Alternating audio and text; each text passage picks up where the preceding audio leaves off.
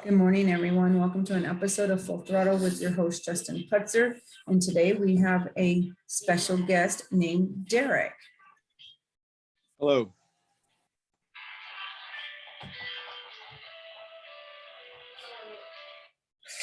How are you, Derek, today? Doing fine, Justin. How about you? Doing fine. So, tell us, first of all, how long the company has been going? My company has been around since 1996. It started as Myco Racing, where I worked for a wealthy gentleman, and then I bought it later on in 2002 and renamed it Zero Air Racing. Okay. Nice. And what desired you to go into the business of racing? Well, as you know, I built soapbox cars where I met you, and I was a pipe fitter welder, and I kept having race car parts built at machine shops, and it wouldn't get done right. And I don't know, I had moved up north from down south, and I went back to school to be a machinist. And when I graduated, I worked in a company for probably about a year and a half, and I wanted to start my own business. And I didn't have the means to do it, so I knew a guy in racing named Minier. Do you remember the Miniers? Name doesn't ring a bell, but Well, he moved on to quarter midgets, and he backed me, and we bought some CNC machines, and we started Myco Racing in 1996.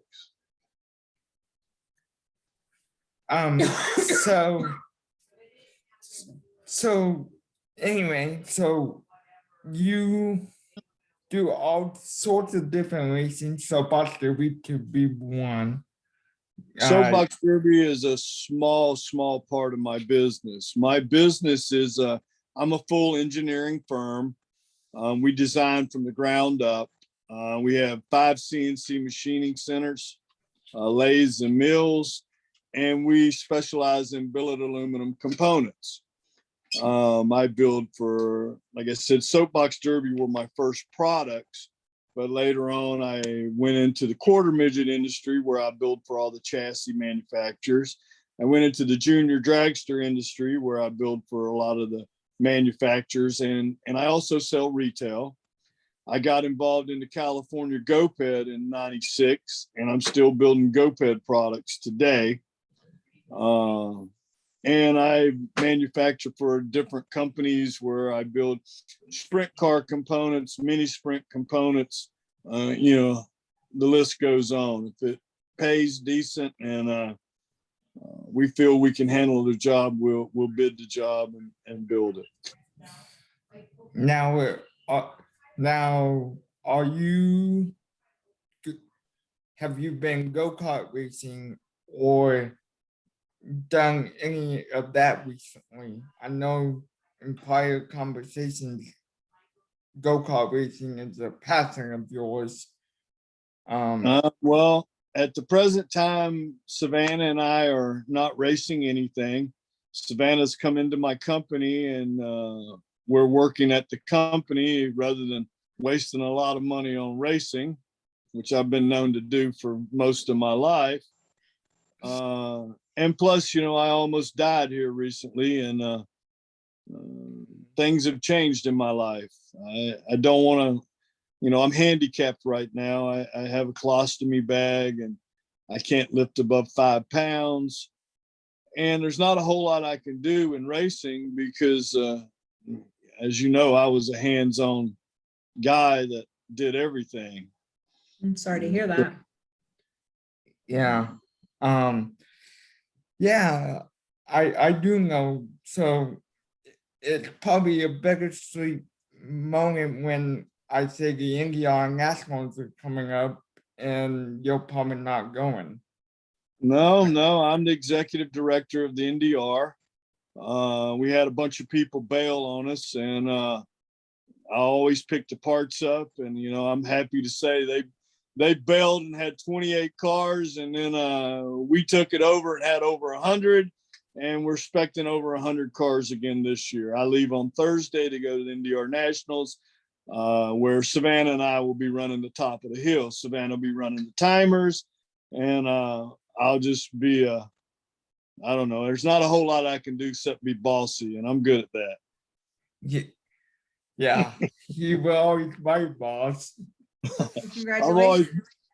I've always been good at being bossy. So, my job is to keep the flow and handle whatever problems that might arise. And I got Tom, and they're down on the wheel bank. We have a president that we've had for 2 years that I feel is been probably one of the best presidents we've had in a long time.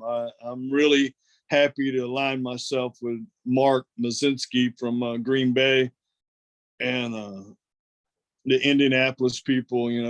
Once again, the NDR was in a bad shape, and we bailed her out again. So there's always a need for that race, and we keep pushing forward. So I always ask my guests this, but have you been watching NASCAR? I haven't. I've kind of leaned towards not being a big NASCAR fan anymore. I'm rolling back to grassroots racing. I have 2 young kids that work for me. One drives a sprint car, another drives an E-Mod. They race out at Sharon Speedway. I got another friend named David Cobb who's got a 410 Sprint. And that's kind of what I've been keeping up with. I don't watch racing as much as I used to. My hobby now is we're building a home inside of our shop. I'm building a home, and Savannah's building a home, and we're going to have a compound here at some point. Sounds like it. Sounds like it, yeah. So how do you think business has been since COVID? Well, it's kind of hard to be an entrepreneur these days because the price of raw goods are going up. Now supply and demand has become a problem.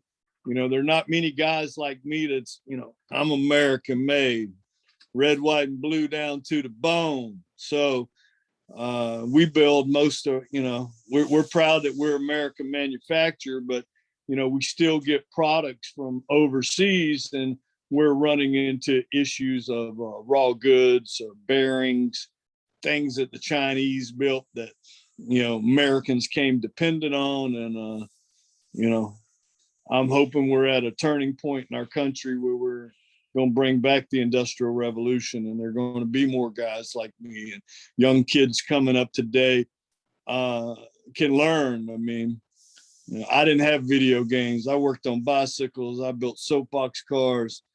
I was always tinkering with something. And I feel that's what a lot of today's society has lost and needs to come back. Trade, nothing wrong with trades. All these kids are in home with video games and stuff now. Yeah.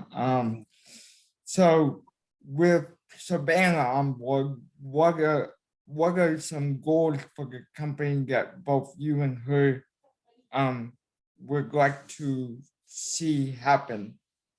Well, we already have stuff happening. When Savannah came on board, my website was not mobile friendly, and my website sales was really, really not that substantial. We're over $100,000 for the year on her new website in online sales. And we're only touching the surface. She's been stressed out a lot lately because, I ask a lot of her that she has no training for, and we search for the answers. And, there she is over there working now. Wave, Savannah. Hi. And she has a lot on her plate as a 20-year-old vice president in a company that, you know, has a yearly sales of around $800,000. My expectations of her have always been high. And she reminds me all the time, you have such high expectations, Dad, back off. And I have to learn to back off a little bit. Yeah. When you know it's in her, you know it's in her, so. Hey, we've accomplished a lot together, and we've only just begun. You know, It's amazing. I built this company to leave my daughter a lifestyle. You know, it's up to her to embrace. So what guided you to bring her on board as vice president? I've always built this company to give to my kid. I mean, if she decides she don't want it, we'll sell it and we'll move to the beach. Because I'm 58 years old. I don't want to work my whole life, but I do want to work. I say I don't want to, but I do. But you know, I just want to be a cranky old guy with a cup of coffee telling people what to do. Yeah. So, you know, it's up to her. I mean, her and her boyfriend, he's out working on the machines. I'm trying to get him to learn the programmer's job, and I'm trying to get her to learn my job. And on top of my job is her job, which is, you know, online marketing and all that. And we're just now touching the surface on that stuff. And it's tough. It's hard. Sounds like you guys have been busy. So anyway, tell everyone, tell my viewers what you did for me a while back. Well, I've been a driving force in the sport of soapbox derby my whole life, and I reached a point where, you know, I was the best at it. And when you reach that, everybody wants something from you. And I help people and I help people, and they weren't sincere. So at some point, you know, I helped you after Catherine, right? Yeah. All right. I met a young lady named Catherine McVeigh, and she had a brain tumor. And I had quit racing soapbox derby at the time. Savannah was too young to race. And I met this little girl that had, you know, a date on her life. And it changed my life. I started helping her with a soapbox car. A little girl came to me and said, I just want to win one race. And I was like, it's on. We will win a race. I promise you, if you can do what I need you to do, we will win a race. And I took this girl under my wing. And when I did, I was always the outlaw of soapbox derby, the bad guy. And when I did this, I wasn't a bad guy. And all these people came aboard and they helped. And, you know, a guy called me up from Gulf Oil and says, I want to fly you to Boston. I want to bring you all out and race. And I was like, dude, this costs a lot of money. And, you know, he's like, I don't care. And he did. And we went out there and we won this race. And it forever changed my life. And it changed my life. You know, in my business, I'm in the racing business, and people ask me for sponsorship almost every day. And I can't do it. I mean, I've been building a company, I bought real estate, so on, so on. And that taught me that I wanted to help people that needed the help, not that just wanted to help. I wanted to be there for those that needed the help. And that's when I met you. And I decided to build you the car. But there again, I didn't do it all. I didn't give you everything. You know, I got your kit, I put all your stuff together, and you guys and your dad had to finish the car. And you know, it was hard because here we were trying to put you, Justin, in a master's car, and you're not very limber. and you're not able to support yourself, because you and I both know you went down the hill blind a couple of times. and we lived through it. Yeah. But it gave you the opportunity you weren't going to have. Mhm. And you know, at this point in my life, that's who I want to help. I want to help a kid with special needs, because that's what Catherine taught me. And it's been fulfilling in my life with those that I've done that for. You, Seth, Catherine. There's been a couple more, but that's where I focus my giving away, because you can only give so much. Yeah, you can. You're right. You are a giving person, and on behalf of the putters, I thank you again. Thank you. It's My not, bro, we'll be bros for life. You know, we got something in common, and you know, here we are, Justin. You're a grown man now, and we're still bros. oh yeah, we are. Haven't talked to you forever ago. I've been through a lot this year. You know, I slept through April because I was in a coma.